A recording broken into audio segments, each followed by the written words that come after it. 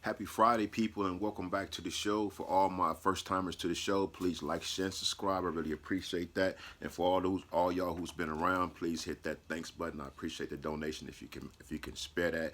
I know gas prices is high as a mama, but if you can hit that super thanks, I appreciate that.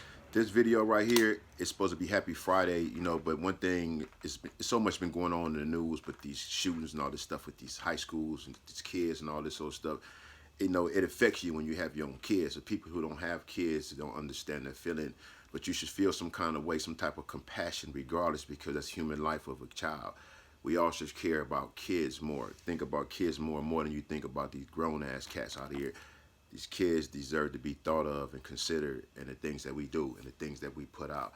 So I saw something on the news I want to share with y'all, and I want to just speak on it in terms of what I always represent with my brand, Wrong Enemy, and understand where Wrong Enemy come from and what Wrong Enemy means. Wrong Enemy is not a racial thing. It's not particular, no particular sex. It's like any and everybody can become the wrong enemy. You fuck with the wrong person, you're gonna get the wrong reaction. You're gonna get something you don't want to meet. Leave people alone. That's what the slogan is. Don't start none, won't be none. That's what it means. You. All of y'all are the wrong enemy. But what I'm talking about in this story is this lady. Oh man, she out here. Her kid was in the school while the kids got shot at, and the police was telling her that do not go in and get your child. And she's like, "Fuck that! I'm going to get mine." You know what I mean? But that's what I'm saying. I tell people, women are mostly the wrong enemy because you bother somebody's kids. You never know what you're gonna get out this woman. You heard her kid.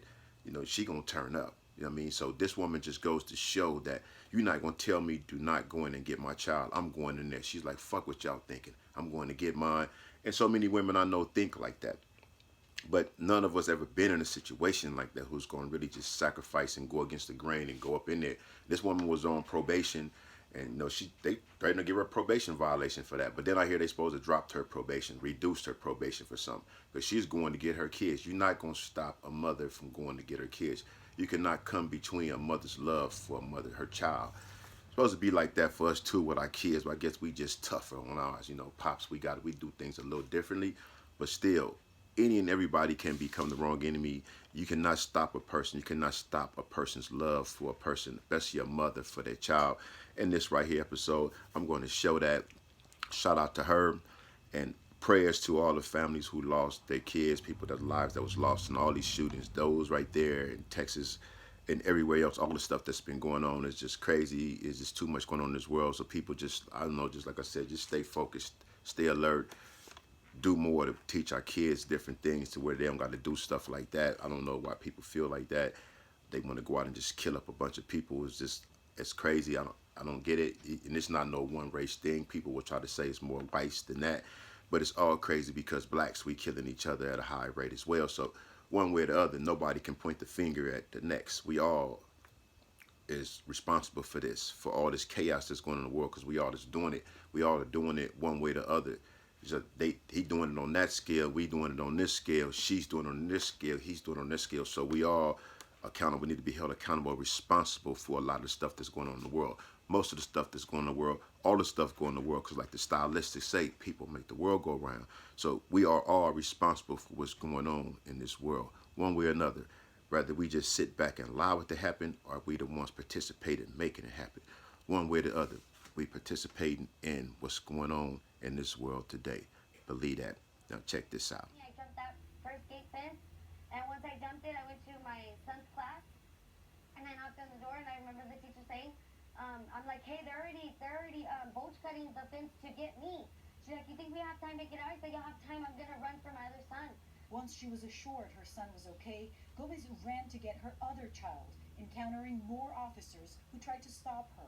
So I start yelling, and I'm being a cooperative, and I'm like, well, y'all aren't doing what are y'all doing? Y'all need to be in here. Give me your vest. Somebody give me a vest.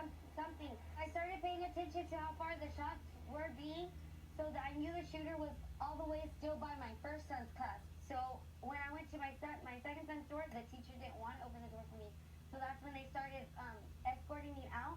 And as I see that they're opening my son's door, I go run for my son, and I get him. With both of her kids out safe, Gomez still can't shake the thought of those who didn't make it. While you were inside the school, did you see officers There was not inside one the school? officer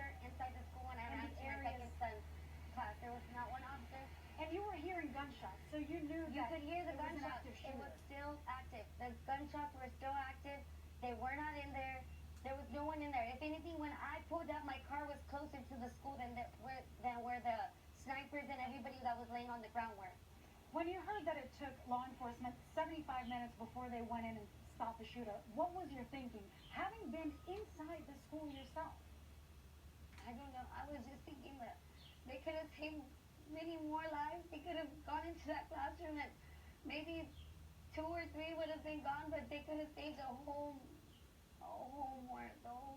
class. They could have done something. Gone through the window, sniped them through the window. I mean, something, but nothing was being done. If anything, they were being more aggressive on us parents that were willing to go in there. And like I told one of the officers, I don't need you to protect me. Get away from me. I don't need your protection. If anything, I need you to go in there with me to go protect my kids.